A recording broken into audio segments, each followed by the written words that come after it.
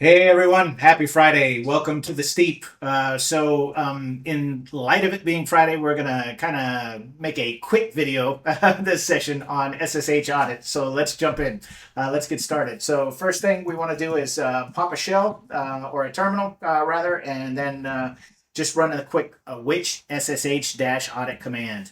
And in this case, you'll see it's not there, so we can simply just type SSH audit and Kali is bright enough to install it for us. So we want to say yes to this. It'll run through its sequence here.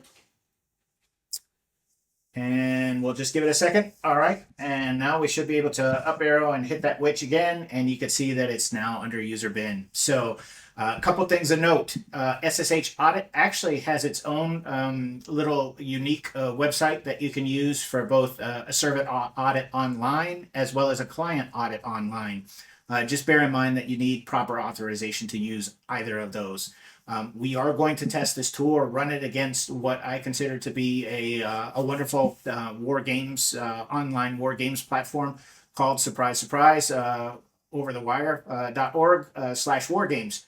So what we're going to do is just target bandit level 0 really quickly, and you'll see our connection string is right here, right? We're going after Bandit Labs over the wire on port 2220. So let's go ahead and up arrow here, and hopefully I saved us a little bit of typing, and let's fire it off. And if we did everything great, we should see it run.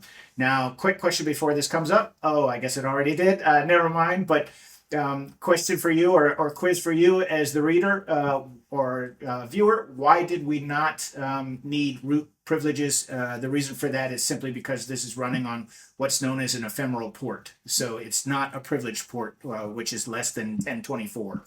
So if this were running on traditional port 22, we wouldn't actually need this this -P flag. We could simply just pass SSH audit, Bandit Labs over the wire, etc.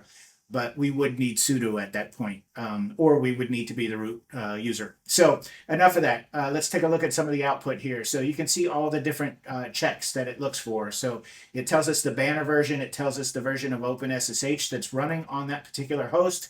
And then here we've got an inclination in terms of compatibility and what it kind of falls into. It tells us the compression level supported on that, and it looks like it does support zlib. We also have some additional algorithms and key exchanges in particular that it's testing. So here are the key exchanges, and here's the host key algorithms. So anything, as you might imagine by now, anything in red is a huge fail. Anything in orange is a warning, and anything in green is great.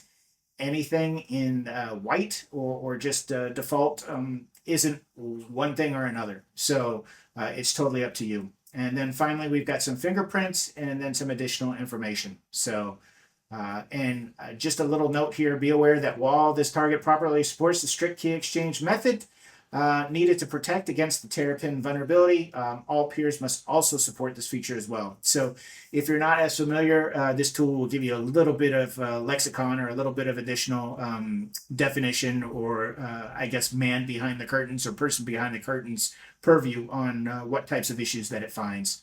So that was the down and dirty. I hope you're having a great Friday. We'll catch you next time. Be cool, peace, and enjoy hacking. Take it easy. Bye.